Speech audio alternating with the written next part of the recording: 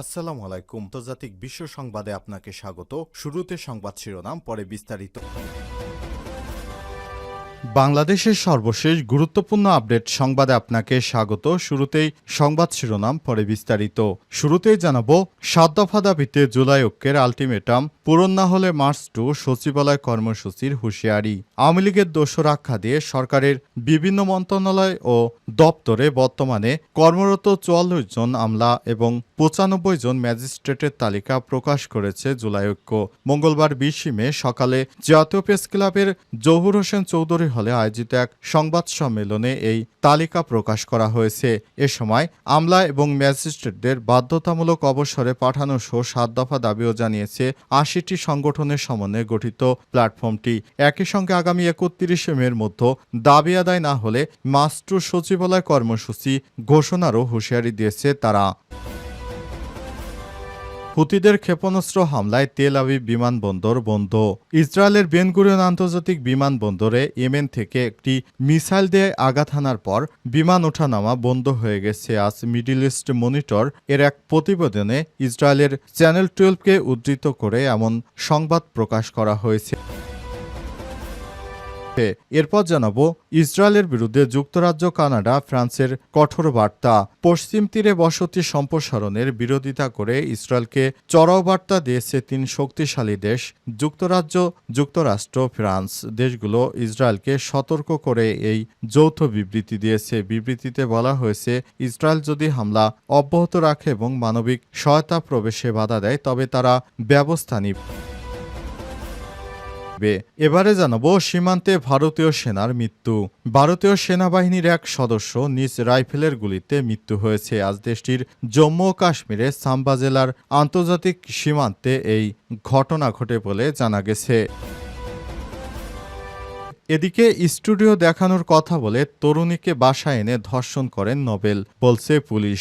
রাজধানী ডেমরায় থানায় ধর্ষণ ও নারী নির্যাতনের অভিযোগে রুজুকৃত মামলায় কণ্ঠশিল্পী মইনুল হাসান নোবেল ৩১কে গ্রেপ্তার করেছে ডিএমপির ডেমরা থানা পুলিশ। আজ রাত ২টার দিকে ডেমরা থানাধীন স্টাফ কোয়ার্টার এলাকা থেকে নোবেলকে গ্রেপ্তার করা হয়েছে। এরপরই আজ ২০ মে বিষয়টি জানানো হয়েছে। ৭ দফা দাবিতে জুলাই ঐক্যের আলটিমেটাম পূরণ না হলে মার্চ 2 সচিবালয় কর্মসূচির হুঁশিয়ারি। আওয়ামী লীগের দোসর আখ্যা দিয়ে সরকারের বিভিন্ন মন্ত্রণালয় ও দপ্তরে বর্তমান কর্মরত ৪৪ জন আমলা ও ৯৫ জন ম্যাজিস্ট্রেটের তালিকা প্রকাশ করেছে জুলাই ঐক্য। আজ জাতীয় প্রেস ক্লাবে জহুর হোসেন চৌধুরী হলে আয়োজিত এক সংবাদ সম্মেলনে এই তালিকা প্রকাশ করা হয়েছে। এ সময় আমলা এবং ম্যাজিস্ট্রেটদের বাধ্যতামূলক অবসরে পাঠানো সহ ৭ দফা দাবি জানিয়েছে ৮০টি সংগঠনের সমন্বয়ে গঠিত প্ল্যাটফর্মটি। সে সঙ্গে আগামী ৩১ মের মধ্যে দাবি আদায় না হলে মার্চ 2 সচিবালয় কর্মসূচির ঘোষণা দিয়েছে তারা।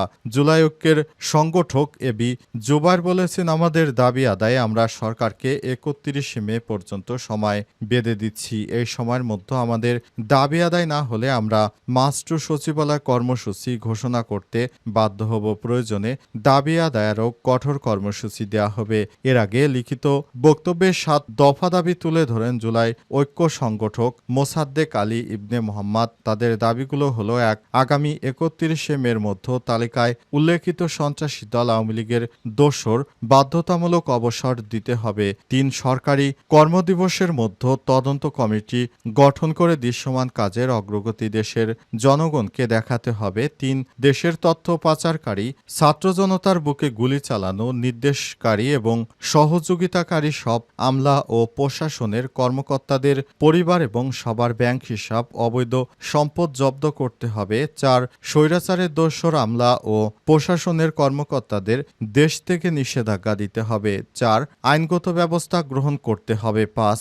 ৩৬ জুলাই ৫ আগস্টের মধ্যে এখন পর্যন্ত চিহ্নিত স্বৈরাচারের দোসর শ্বেতপত্র প্রকাশ করতে হবে, তাদেরকে গ্রেপ্তার করতে হবে।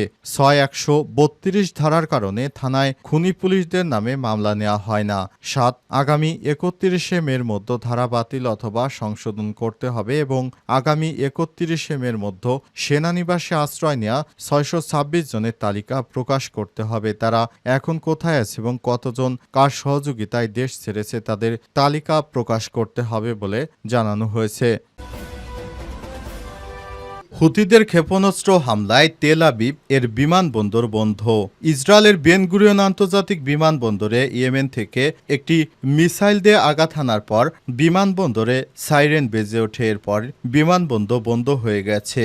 আজ মিডল ইস্ট মনিটরে ইসরায়েলের চ্যানেল 12কে উদ্ধৃত করে এক সংবাদ বিজ্ঞপ্তিতে এই তথ্য জানানো হয়েছে।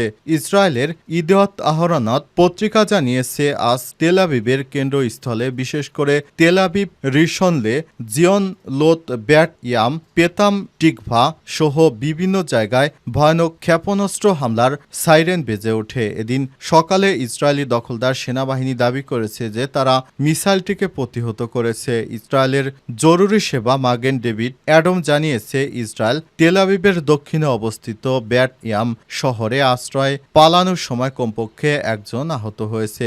ইসরায়েলি সেনাবাহিনী জানিয়েছে যে বিমান হামলায় সাইরেন সক্রিয় হয় তাদের বিমান বাহিনী পূর্ব থেকে ছোড়া একটি ড্রোন প্রতিহত করেছে। অন্যদিকে ইয়েমেনের হুতি বিদ্রোহী গোষ্ঠী দাবি করেছে যে তারা 24 ঘন্টার মধ্যে বেন গুরিয়ন আন্তর্জাতিক বিমানবন্দরকে লক্ষ্য করে আরও ব্যালিস্টিক মিসাইল হামলা করবে এবং একটি ড্রোনও ছুড়েছে। হুতিরা জানিয়েছে, তেল আবিবের পক্ষ থেকে তাদের নেতা আব্দুল মালিক আল হুতিকে হত্যার হুমকি এবং গত সন্ধ্যায় পশ্চিম ইয়েমেনের হুদাইদা এবং সালিব বন্দরে ইসরায়েলি বিমান হামলার জবাবে এই হামলা চালানো হচ্ছে। হুতিরা জানিয়েছে, আমরা ইসরায়েলের সবথেকে গুরুত্বপূর্ণ আন্তর্জাতিক বিমানবন্দর বেন গুরিয়ন আন্তর্জাতিক বিমানবন্দরকে ধ্বংস করে দেব।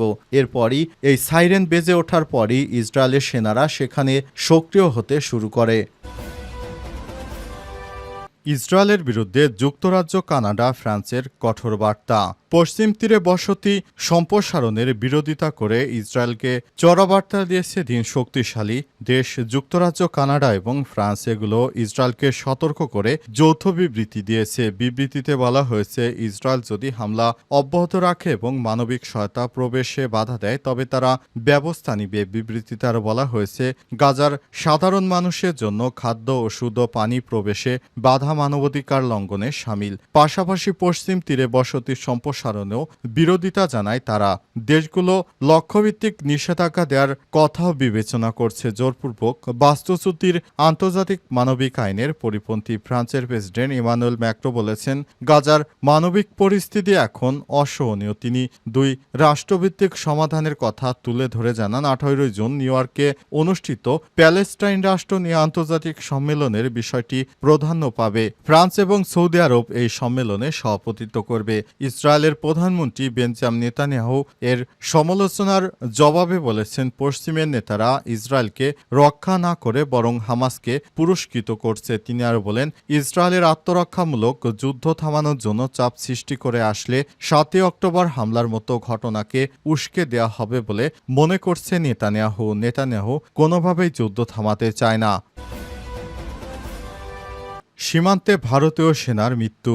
ভারতীয় সেনাবাহিনীর এক সদস্য নিজ রাইফেলের গুলিতে মৃত্যু হয়েছে। আজ দেশটির জম্মু কাশ্মীরে সাম্বা জেলার আন্তর্জাতিক সীমান্তের কাছে এই ঘটনা ঘটে। নিহত ওই সেনার পরিচয় এখনও পাওয়া যায়নি। কর্মকর্তার বরাতে এক প্রতিবেদনে তথ্য জানিয়েছে ভারতীয় সংবাদ মাধ্যম এনডিটিভি। প্রতিবেদনে বলা হয়েছে, জম্মু কাশ্মীর সীমান্তে একটি পোস্টের ভেতরে ওই সেনা সদস্য তার নিজের সার্ভিস রাইফেল থেকে ছোড়া গুলিতে মারা গেছে। তেলেঙ্গানার বাসিন্দা 28 বছর বয়সী এই সেনা সীমান্ত ফাঁড়ির সরজে সেন্টি ডিউটিতে ছিলেন। সার্ভিস রাইফেল থেকে গুলি লেগে ঘটনাস্থলে তার মৃত্যু হয়েছে। সেনাবাহিনীর দেওয়া তথ্য মতে ঘটনাটি বিকাল 4:30টার দিকে ঘটেছে। প্রাথমিক তদন্তে ধারণা করা হচ্ছে যে তিনি আত্মহত্যা করেছেন, তবে তার এই পদক্ষেপের পেছনে উদ্দেশ্য তাৎক্ষণিক জানা যায়নি। পুলিশ ইতিমধ্যেই ঘটনার তদন্ত শুরু করেছে। কেন মারা গেল, কী কারণে মারা গেল সে বিষয়ে এখনো কোনো স্পষ্ট বার্তা পাওয়া যায়নি। তবে ধারণা করা হচ্ছে যে পাকিস্তানের সঙ্গে যুদ্ধ লাগার পর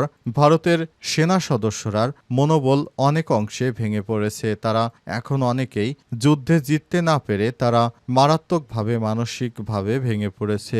শুধুমাত্র ইহুদিবাদী ইসরায়েল এবং ভারতের হিন্দুত্ববাদী নরেন্দ্র মোদীর চাপে পড়ে অনেক সেনা সদস্য যুদ্ধ করতে বাধ্য হয়েছে। আর এই যুদ্ধ করতে গিয়ে অনেকেই গুরুতর আহত হয়েছে, অনেকেই মারা গেছে। এরপর সেনাদের মনোবল ভেঙে গেছে এবং এই মনোবল ভেঙে যাওয়ার কারণেই এখন অনেকেই যুদ্ধের ময়দান থেকে পালিয়ে যাওয়ার পাশাপাশি অনেকেই আত্মহত্যার মতো পথ বেছে নিতে শুরু করেছে।